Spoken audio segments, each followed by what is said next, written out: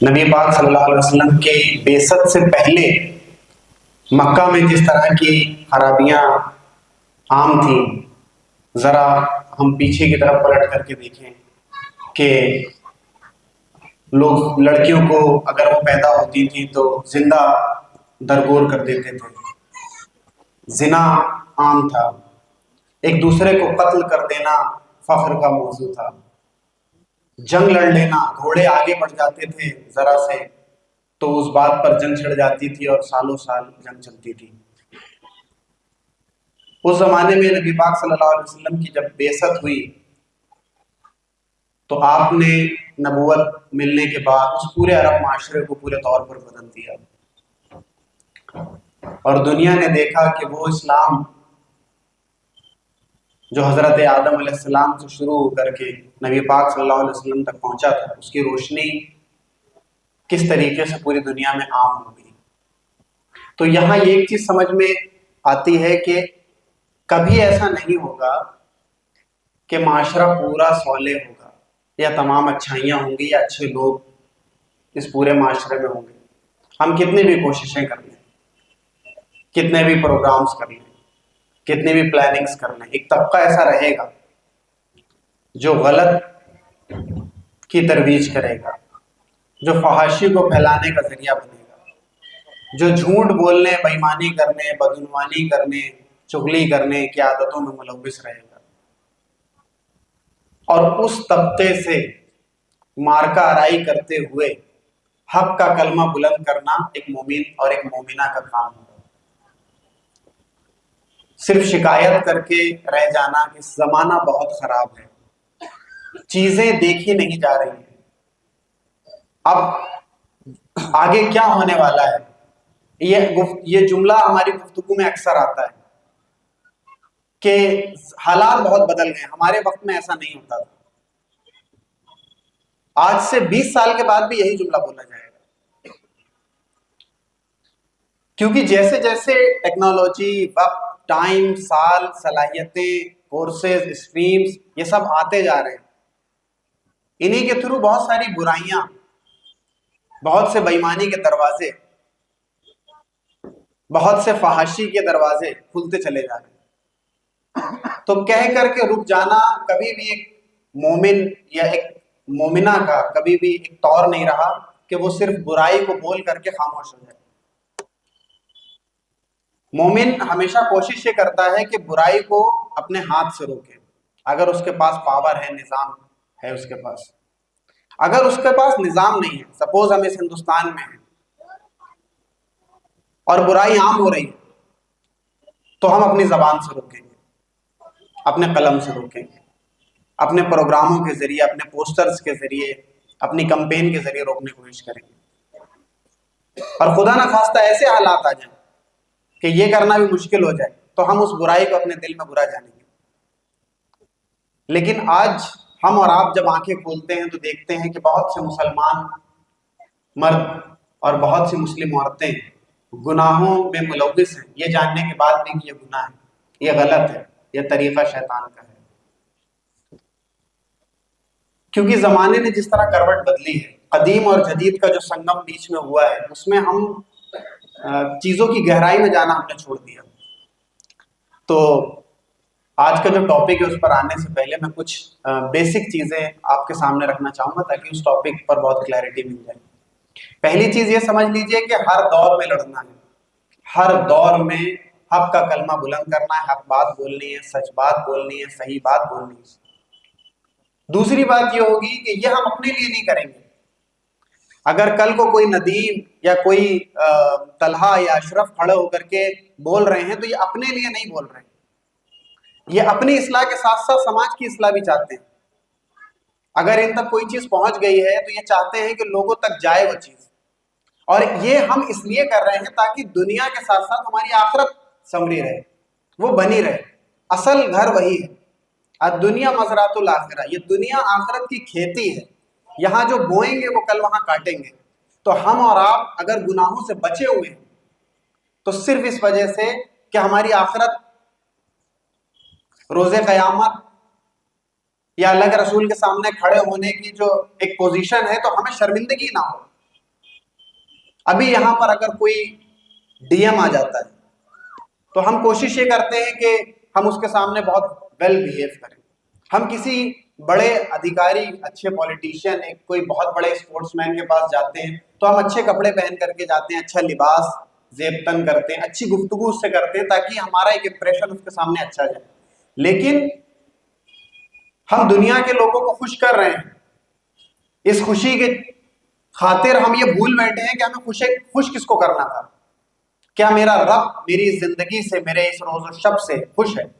کیا میرا رسول جس طریقے سے میں زندگی بے ہنگم گزار رہا ہوں، گناہوں میں ملوث ہو کے گزار رہا ہوں، کیا میرے رسول صلی اللہ علیہ وسلم جب یہ دیکھیں گے تو کہہ سکیں گے کہ یہ میرا جو ہے وہ امتی ہے؟ تو یہ خیال جو ہے وہ ہمیشہ رہنا چاہیے. ساتھیوں، زمانے میں ڈسٹریکشن بہت رکھا گیا ہے، یہ دنیا بہت زیادہ دلکش ہے. اور ایسا نہیں ہے کہ 2025 کی دنیا بہت دلکش ہے. آج سے 100 سال پیچھے چلے جائیے، 1925 میں بھی بہت سے ڈسٹریکٹ کرنے والی چیزیں تھیں، بہت سے گناہ تھے، بہت سے ایسی چیزیں تھیں. تو ہم ہر زمانے میں ڈسٹریکٹ کیے جائیں گے، لیکن ہمیں اپنی پڑھائی کے ذریعے، اپنے دین کے ذریعے، اپنی تربیت کے ذریعے بار بار اس پر کاری ضرب لگانی ہے کہ ہم نہیں آئیں گے تمہارے جھانسے میں. ہم اس زمین کو اللہ تبارک و تعالیٰ نے جیسا بتایا ہے ویسا بنانے کی کوشش کریں گے. ہم اس زمین کو اور اس کے نظام کو ویسا بنانے کی کوشش کریں گے جیسا اللہ تبارک و تعالیٰ نے اپنے رسول کے ذریعے ہم کو بتایا. اور اس کام میں ایک پوری اجتماعیت لگے گی، اور ہمیں پہلے خود سے سوال کرنا ہوگا. کوئی آ کر کے ہم کو نہیں سمجھائے گا، ہمیں خود سے سمجھنا ہوگا کہ میری زندگی کا مقصد کیا ہے. آج کے وقت میں جو سب سے بڑے چیلنجز ہیں نوجوانوں کے سامنے، وہ مجھ سے زیادہ آپ لوگ جانتے ہیں. مجھ سے زیادہ آپ لوگ ان سے ڈیلی لائف میں نفرت آزما ہوتے ہیں. مجھ سے زیادہ آپ لوگ ڈیٹیلنگ میں ان چیزوں کو جانتے ہیں. میں بس چند چیزیں بتاؤں گا. آج کے وقت میں بے حیائی کو بے حیائی کے ذریعے نہیں بلکہ فیشن اور ماڈرنزم کے طور پر پیش کیا گیا. جیسے کہ آپ دیکھیں گے کہ کچھ اس طرح کے ایپ آئے جس میں ایک نامحرم لڑکی اور ایک نامحرم لڑکا جو ہے وہ بات کر سکتا ہے. ہم اسے ٹنڈر کہیں یا کوئی دوسرا ایپ کہیں، میٹ اپ ایپ کہیں، کچھ بھی کہہ سکتے ہیں. وہ ایک سہولت بنائی گئی کہ آپ کسی نامحرم سے بات کر سکتے ہیں.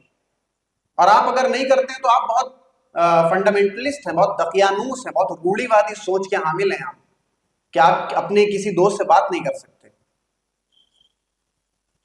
ویلنٹائن ڈے انٹروڈیوس کیا گیا دنیا کے سامنے ایک محبت کا نام دے کر کے، اور اس پورے ہفتے میں جو ایک بے حیائی پھیلائی جاتی ہے ٹرینڈ کے نام پر، اس سے ہمیں بچنے کی ضرورت ہے. اور اس کو کتنا گلوریفائی کر کے بتاتے ہیں کہ محبت کا تیوہار ہے یہ، فحاشی کا وہ دن جس میں اب ہماری اپنی بہنیں اور ہمارے اپنے بھائی بھی ملوث ہونا شروع ہو گئے کہ کسی ایک دن منا لینے سے، محبت کا اقرار کر لینے سے کیا ہی غلط ہو جاتا ہے، کون سا میرے اسلام پر اثر آ جاتا ہے. آپ سمجھیے کہ کس طریقے سے باطل جو ہے وہ بہت نرم نوالا پیش کرتا ہے. شیطان کا حملہ کبھی بہت قاری نہیں ہوتا ہے.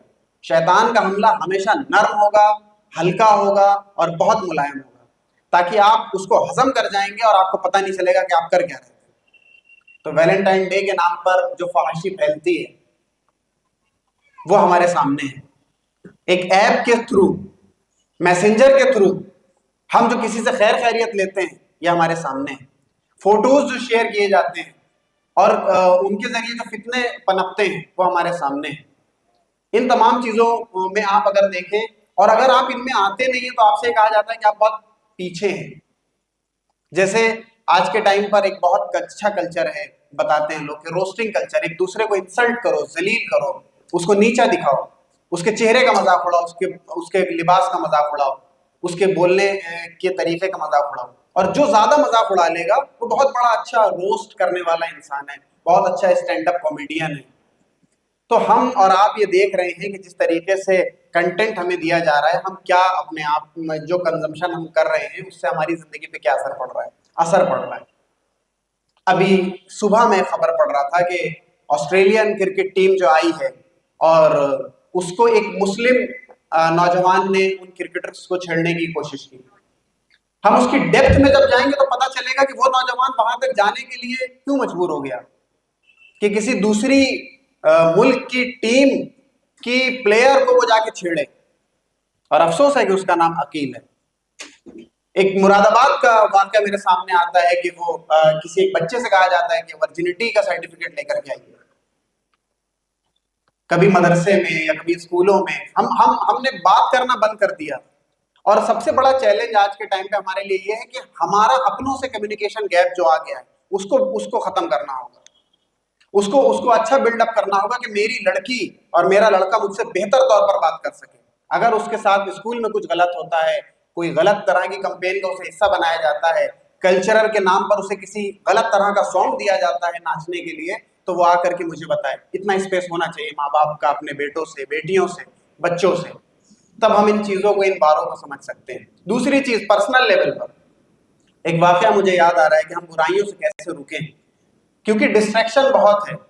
ہم کوشش کریں کہ جو بھی انٹرنیٹ ہمارے مطلب کا ہے, جو ہمیں کچھ چیزیں دے سکتا ہے, اپڈیٹ کر سکتا ہے, میری اکیڈمکس میں مدد کر سکتا ہے, یا کبھی کبھی مجھے آدھا گھنٹہ تھوڑا میں کچھ ایسی کامیڈی دیکھ سکتا ہوں یا کچھ ایسا پوڈ کاسٹ دیکھ سکتا ہوں جس سے مجھے نالج ملا, تو بالکل دیکھنا چاہیے. لیکن اس کی ایک حد ہونی چاہیے. وہ حد یہ ہے کہ ہم اپنا اسکرین ٹائم کو سیٹ کریں کہ ہمیں کتنا دیکھنا ہے, ہمیں کیا دیکھنا ہے, کیونکہ ہر دیکھی ہوئی چیز آپ کی زندگی میں لاگو کرے گی. اور لوگ یہ کہتے ہیں کہ ہم پھسل جاتے ہیں. میرے بہت سے دوست ہیں, جب میرے اوپر یونین کی ذمہ داری آئی تو کئی لڑکیوں نے مجھ سے اس بات کو کہا کہ ہمارے ساتھ غلط چیزیں ہوئی. لڑکوں نے بتایا کہ ہم بہکے, پھسلے اور پھسلتے چلے گئے. ہم کو ایسا لگا ایک بار گناہ ہو گیا تو اب تو ہم گناہ گار ہو گئے, اب تو اللہ کی طرف پلٹ ہی نہیں سکتے. ہم کیا کریں, کیسے بچیں؟ تو مجھے ایک واقعہ یاد آتا ہے کہ ایک استاد ہیں, وہ اپنے تمام شاگردوں کو بلاتے ہیں اور سب کو ایک کبوتر دیتے ہیں کہ جاؤ اس کبوتر کو ایسی جگہ ذبح کرنا جہاں تمہیں کوئی دیکھ نہ رہا ہو. تو سارے لوگ, کوئی پیڑ کے نیچے, کوئی جھوپڑی کے اندر, کوئی دیوار کی آڑ میں, کوئی اندھیرے میں جا کر کے ہر جگہ اس کو ذبح کر دیتے ہیں. ایک شاگرد ایسا ہوتا ہے جو یہ کہتا ہے کہ وہ ذبح نہیں کرتا. تو اس کے استاد پوچھتے ہیں کہ کیا تمہیں کوئی ایسی جگہ نہیں ملی جہاں تم نے ذبح کیوں نہیں کیا اس کبوتر کو؟ تو اس کا جملہ بہت ٹچ کرنے والا ہے. وہ اپنے استاد سے کہتا ہے کہ مجھے کوئی ایسی جگہ ملی ہی نہیں جہاں مجھے کوئی دیکھ نہ رہا ہو. مطلب میرا خدا تو مجھے ہر جگہ دیکھ رہا ہے, اندھیرے میں, آڑ میں, کسی بند کمرے میں, کسی دیوار کے پیچھے, کسی دوسری جگہ پر. میرا خدا تو مجھے دیکھ رہا ہے. کیا وہ مجھے اچھا لگے گا کہ میرا خدا مجھے گناہ کرتے ہوئے دیکھے؟ تو یہ احساس جھنجھوڑ دینے والا ہے. تو ہمیں یہ چیز سامنے رکھنی ہے. دوسری چیز یہ ہے کہ بہت سارے لوگوں نے یہ بات ان کے ذہنوں میں آئے گی کہ حیا کو لے کے آپ اتنا کنسسٹ کیوں کر رہے ہیں, کیوں اتنی ضد ہے, حیا از لائف. بہت ساری چیزیں ہیں مسلم نوجوانوں کی, مسلم لڑکیوں کی, کہ جن پر بات کی جانی چاہیے. تو حیا کو لے کر اتنا سیریس پروگرام کرنے کی ضرورت کیا ہے, کیا آج وقت کی ضرورت ہے؟ تو بہت لمبی گفتگو نہ کرتے ہوئے میں بس یہ کہوں گا ان کو جواب دیتے ہوئے کہ جو سلطان صلاح الدین ایوبی نے کہا کہ اگر کسی قوم کو بنا جنگ کے شکست دینی ہو تو اس کے نوجوانوں میں فحاشی پھیلا دو. لڑنے کی ضرورت نہیں ہے ان سے تلواروں کے ذریعے, کسی مارکا آرائی کی ضرورت نہیں, ان کے نوجوان خود ختم ہو جائیں گے. اور آپ دیکھیے کہ سلطان صلاح الدین ایوبی نے بیت المقدس کی بازیابی کی جو جنگ لڑی تھی, جسے آج تک ہسٹورین یاد کرتے ہیں, پورا عرب ورلڈ یاد کرتا ہے, سلطان صلاح الدین ایوبی کا نام بہت فخر کے ساتھ لوگ لیتے ہیں. وہ صرف اس بنیاد پر کہ ان کے ساتھ جو نوجوان تھے وہ اپنے دین میں بہت مضبوط تھے اور اپنے نفس پر ان کا بہت ضبط تھا. اسی وجہ سے بڑی جنگیں انہوں نے جیتی. کسی مضمون میں پڑھ رہا تھا, مجھے نام نہیں معلوم ہے, لیکن کسی مضمون میں لکھا تھا کہ سلطان صلاح الدین ایوبی کی جب ڈیتھ ہوئی, جب ان کا انتقال ہوا, تو عیسائی سپہ سالار نے کہا کہ ان کی بہنوں کو اور ان کی عورتوں کو اتنا بے حیا کر دو کہ کسی کوکھ سے اب سلطان صلاح الدین ایوبی دوسرا پیدا نہیں ہونا چاہیے. بہت نقصان ہوا ہے اس ایک فرد کی وجہ سے. تو ہماری ماں اور بہنوں کو کس طریقے سے فحاشی کی طرف لے جایا جا رہا ہے کہ وہ اس طرح کے لوگ بعد میں نہ آنے پائیں. تو ہماری بہنوں کو بھی یہاں پر ہوش کے ناخن لینے کی ضرورت ہے کہ ان کے اوپر قوم کی کتنی بڑی ذمہ داری ہے. ہمارے نوجوان ساتھیوں کو اس بات کی ضرورت لینی چاہیے کہ ہم آگے 20 سالوں میں کیا دینے والے ہیں, ہم کیا چھوڑ کر کے دینے والے ہیں. متین اشرف اگر اس ہندوستان میں جبل پور میں حیا جیسے کمپین پر بہت کھل کر کے بات رکھ رہے ہیں تو میرے بڑوں نے یا جبل پور کے صالح نوجوانوں نے اور صالح خواتین نے ایسا ماحول بنایا تھا کہ آج ہم آزاد ہیں بولنے کے لیے، اور اتنا اسپیس ہے، یہ اتنی حیا آج بھی باقی ہے. تو ہم اپنی آگے کی نسلوں کو کیا دینے والے ہیں، یہ ایک بڑا سوال ہے. ساتھ ہی ساتھ ڈسٹریکشن بہت ہے اور ہر اعتبار سے ہے، ورچوئل ورلڈ سے لے کر کے آپ کے ریئل ورلڈ تک. آپ کے اسکول، آپ کے کیمپسز، آپ کی university, social media, movies, web series, O T T کے platforms, social media handles, تمام جگہ پر آپ خبر پڑھنے جاتے ہیں، لیکن اس خبر میں کچھ اس طرح کی چیزیں ہوتی ہیں کہ آپ بہکنے کے آپ کے چانسز ہیں. تو آپ فلٹر آؤٹ کریے. آپ ان چیزوں پر اگر پڑھے لکھے ہیں تو کوشش کریے کہ اس طرح کا کنٹینٹ آپ کے سامنے نہیں آنا چاہیے.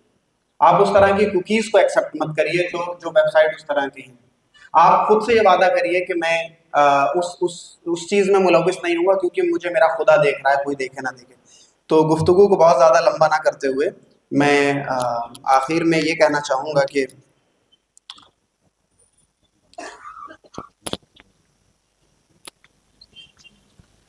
جیسے ایک بات آئی تھی کہ ہر مذہب کی ایک پہچان ہوتی ہے، اسلام کی پہچان حیا ہے. تو اگر کوئی مسلمان ہے اور وہ یہ چاہتا ہے کہ مجھے بہتر طور پر مسلمان کہا جائے یا مجھے مسلمان ہونے کا اجر آخرت میں ملے، تو اس کو حیا کا دامن پکڑنا ہے. ایک حدیث مجھے یاد آ رہی ہے، نبی پاک صلی اللہ علیہ وسلم نے فرمایا کہ اذا فاتاک الحیا ففعل ما تشاء. جب تمہاری حیا ختم ہو جائے تو تم جو چاہو کرو. تم میں اور جانوروں میں کوئی فرق نہیں رہے گا. وہ بھی کھاتے پیتے ہیں، زندگی بسر کرتے ہیں، تم بھی کھاؤ گے پیو گے اور زندگی بسر کرو گے. تو جب تمہاری حیا ختم ہو جائے تو تم جو کرو کر سکتے ہو. تو حیا ختم نہیں ہونی چاہیے. اشرف المخلوقات کا جو خطاب ہمیں ملا ہے، اور جس کو ملنے پر شیطان نے ایک بغاوت کی تھی کہ میں تمہارے بندوں کو آگے سے، پیچھے سے، دائیں سے، بائیں سے بہکاؤں گا، آپ اس جملے پر غور کریے جو قرآن کہتا ہے کہ میں آپ کے بندوں کو بہکاتا رہوں گا. تو اس کے وہ جو جملے میں جو ضرب ہے وہ آج کے ٹائم پر کتنی زیادہ کاری ثابت ہو رہی ہے کہ ہم کو ہر طرف سے بہکایا جا رہا ہے، ہر طرف سے ڈائیورٹ کیا جا رہا ہے، ڈسٹریکٹ کیا جا رہا ہے، الجھایا جا رہا ہے. تو شیطان اپنے حملوں میں کامیاب نہ ہونے پائے. اس طرح کی کوششیں ہمیں کرنی ہیں، اور صالح جماعتوں کے ساتھ جڑ کر کے، اچھے نوجوانوں کے ساتھ اپنے کیمپس کو، اپنے محلوں کو، اپنے اسکولس کو، اپنے یونیورسٹیز کو، اپنے ایریاز کو، اپنے پبلک پلیسز کو ہمیں ایک بہتر معاشرہ بنانا ہے. تبھی جا کر کے ہم یہ کہہ سکتے ہیں کہ میں نے جو پڑھائی کی تھی اس کا حق میں ادا کر رہا ہوں. آخر میں یہی کہوں گا کہ جو حدیث میں آیا کہ الید العلیٰ خیر من ید السفلیٰ، دینے والا ہاتھ لینے والے ہاتھ سے بہتر ہے. تو ہم اچھی ویلیوز دیں، اچھے ٹریڈیشنز دیں، اچھی تعلیم دیں، اچھے سجیشنز دیں، اور لوگوں کو اچھے راستے دکھائیں، لوگوں کو اچھا گائیڈ کریں. تب ہم یہ کہہ سکتے ہیں کہ ہمارا ہاتھ، ہم اپر ہینڈ پر ڈیل کرتے ہیں. اور اگر ہم صرف گین کرنے والے ہیں، اگر ہم صرف آڈینس کی طریقے سے رہنے والے ہیں، اگر ہم صرف اپنے آپ کو بے بس بنا لیتے ہیں کہ اسکرین کے سامنے کہ وہ جیسے چاہے مجھے مولڈ کر دے، جیسے چاہے مجھے بہکا دے، جیسے چاہے ڈسٹریکٹ کر دے، تو اتنا ایکسیس کسی کو زندگی میں نہیں دینا چاہیے کہ وہ آپ کی اپنی زندگی کو خراب کرے. تو تمام چیزوں کو سامنے رکھتے ہوئے ہمیں یہ کوشش کرنی چاہیے کہ ہم حیا جیسی چیز کو سماج میں عام کریں، اور اس سماج کو ویسا سماج بنائیں جو اسلامی سماج کہلانے کے لائق ہو. آخر میں اس شعر پر اپنی بات ختم کرتا ہوں کہ حیا نہیں ہے زمانے کی آنکھ میں باقی، حیا نہیں ہے زمانے کی آنکھ میں باقی، خدا کرے کہ جوانی تیری رہے بے داغ. بہت شکریہ.